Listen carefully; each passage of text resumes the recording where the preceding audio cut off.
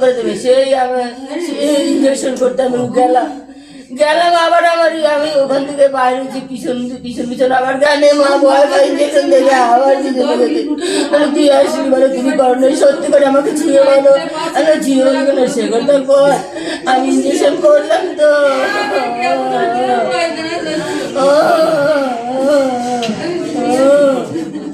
আমার একেবারে সর্বনাশ করে দিল রে আমার জীবনের জান রে আমার জান নিয়ে চলে গেল রে আমার প্রাণ নিয়ে চলে গেল রে সবাই বলে। তারপরে নাকি এখানে রান্নাবাড়ি হয়েছে ওইরকম খাবার দাবারও পড়ে আছে। এখানে ছেলেমেয়েরা আছে। আর 12টার দিকে নবেন্দু বলে ছেলেটা ছিল, এই পাড়ারই ছেলে, ও এখানে ছিল পিকনিকের দিকে। ও নাকি ওদের কথা যারা ছিল তারা নবেন্দু নাকি মাঠে গেছে পেচ্ছাপ করতেও যেতে পারে। যাওয়ার পরে ওখানে গুলির আওয়াজ এই ছেলেগুলো তখন দৌড়ে এনে গেছে, 4-5 জন ধরে ওকে তুলে নিয়ে টোটো জোগাড় করে হসপিটাল নিয়ে গেছে। নবেন্দু ছেলেটা কিরকম ছিল? ভালো ছিল, ভালো, আমাদের সঙ্গে মিশত এবং পাড়ার সবাই বলবে যে ছেলেটা ভালো। ও তো কোনো দলের সঙ্গে কি জড়িত নেই? হ্যাঁ, জলে শুনছিলাম যে আগে মহিদার সঙ্গে ছিল একসঙ্গে, খুব প্রিয় ছিল মহিদার, যেটা আমি জানি আর কি। তারপরে তো ওখান থেকে চলে আসে কৃষ্ণনী, হ্যাঁ তৃণমূলের সঙ্গে আসলো না, আগে বিজেপির সঙ্গে কৃষ্ণ কল্যাণীর সঙ্গে থাকে। কৃষ্ণ কল্যাণী বিজেপি যখন ছিল তারপরে কৃষ্ণ কল্যাণী তৃণমূল হলো, ও তৃণমূল, তারপর তৃণমূলের সাথে ও একটা সম্প্রতি একটা পদও পেয়েছে তৃণমূলে, জানো না? এটা তো এত খবর রাখে তৃণমূলের কি কখন পদ। তবে অনেকদিন পর এই রায়গঞ্জে আবার সেই খুনের ঘটনা বহুদিন পর। আতঙ্কে কতটুকু? হ্যাঁ, সামনে তো ভোট, আতঙ্কে কতটুকু? আতঙ্ক মানে সাধারণ লোকজন এবং একটা ভালো ছেলেকে এরকম গুলি করা হলো, এটাও তো মানুষের ভিতরে একটা আতঙ্ক, আমাদের ভিতরেই আতঙ্ক। আমরা আমাদের প্রতিবেশী তো, আমাদের ভিতরেই আতঙ্ক। এই ছেলেটাকে হঠাৎ করে গুলি করে মানে এটা তো।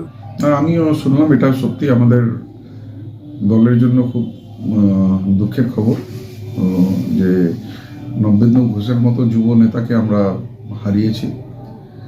আর নবেন্দু ঘোষের সাথে আমার দীর্ঘদিনের পরিচয় বলতে পারেন, আমার সহকর্মী বলতে পারেন, সহযোদ্ধা বলতে পারেন।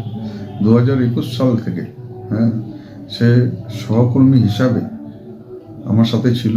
2023-এও পঞ্চায়েত নির্বাচনও সে আমার সহযোগী ছিল। 2024 লোকসভা বলুন, 2024 উপনির্বাচন বলুন, সব সময় ও আমার সাথে পাশে থেকে আমাকে সাপোর্ট করেছে। আজকে যতখানি আমি নবেন্দু ঘোষ সম্বন্ধে জানি, ও খুবই ভালো মানসিকতার ছেলে ছিল। সে নিজের জনকল্যাণ কাজেও নিয়োজিত রাখতো নিজেকে। আজকে ওর যে এই হিসাবে হত্যা হবে এটা আমরা কল্পনাও চিন্তা ভাবনা করিনি।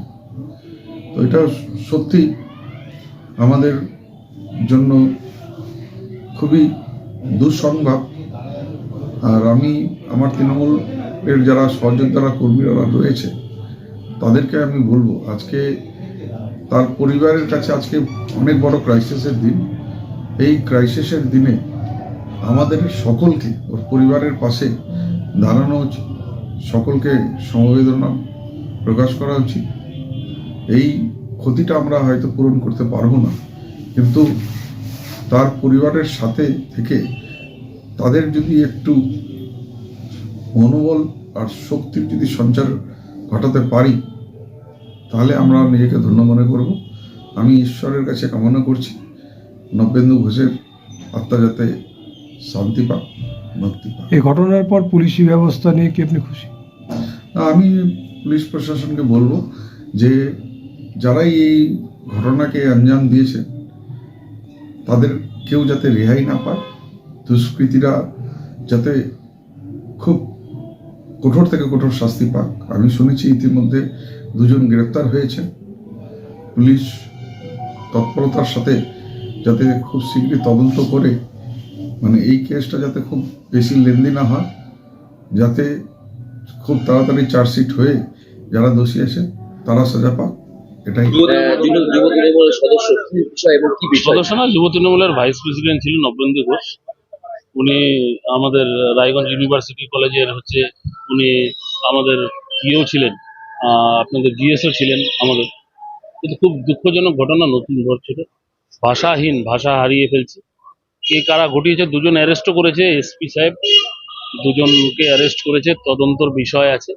কি কারণে ঘটলো, কিসের জন্য ঘটলো, সেটা তদন্ত সাপেক্ষের ব্যাপার আছে। আমি কিছুক্ষণের মধ্যেই বেরোবো এখান থেকে। আজকে দলের 1 জানুয়ারি দলের প্রতিষ্ঠাতা দিবস। সেই প্রতিষ্ঠাতা দিবসে দলীয় কার্যালয়ে পতাকা উত্তোলন করলাম। জেলা সভাপতি কানাইলাল আগরওয়াল মহাশয় উপস্থিত ছিলেন। আমরা যাচ্ছি এবং আইনের কাজ উপর আমাদের পূর্ণ আস্থা রয়েছে, ভরসা রয়েছে। আগামী দিনে এইরকম ধরনের যাতে ঘটনা না ঘটে আমাদের সরকারের আমলে আমরা দেখব। আর আমাদের একজন কর্মীকে, একদম অ্যাক্টিভ কর্মীকে আমরা হারিয়ে আমরা সমব্যথী রয়েছি, বেদনায় রয়েছি। কিন্তু এটা মুখে ভাষা প্রকাশ করা যাচ্ছে না, কেন এই ধরনের ঘটনা ঘটলো, কি কারণে ঘটলো, এটা খতিয়ে দেখতে হবে। এটা আপনি কি রায়গঞ্জ যাচ্ছেন? আমি বেরোচ্ছি। কি মনে হচ্ছে, এটা কি ভুল না অন্য? এটা তো তদন্ত সাপেক্ষের ব্যাপার আছে। আমি যাচ্ছি ঘটনাস্থলে। 11:30টার মধ্যে পিএমটা কমপ্লিট হবে, যাবো ওনার বাড়িতে। আমার যুবর ভাইস প্রেসিডেন্ট ছিলেন নবেন্দু ঘোষ, 12টা ভাইস প্রেসিডেন্ট একজন উনি ছিলেন। তো আমরা ওনার আত্মার শান্তি কামনা করছি এবং ওনার পরিবারের পাশে দাঁড়াবো। কি ভাষা আমাদের মুখে, আমরা নিজেরাই ভাষা হারিয়ে ফেলছি। কি বলবো আর কি করে হলো ঘটনাটা। এই 1 জানুয়ারি রাত্রি 12টার পর কিভাবে হলো এটা তদন্ত সাপেক্ষ। আপনি বললেন দুজনকে গ্রেফতার করেছে পুলিশ, দুজন কি অন্য কোনো দলের না কোনো এলাকার দুষ্কৃতী বা কিছু? এটা দুজনকে গ্রেফতার করেছে, আমি আইসি মারফত খবর পেয়েছি, রায়গঞ্জ আইসি মারফত। আমাকে ওখানে গিয়ে সরাসরি খতিয়ে দেখতে হবে। আমি থাকবো ওখানে টোটালটাই সৎকার পর্যন্ত আমি থাকবো, দেখে নিচ্ছি। আমি গিয়ে আপনাদের বিস্তারিত জানাতে হবে।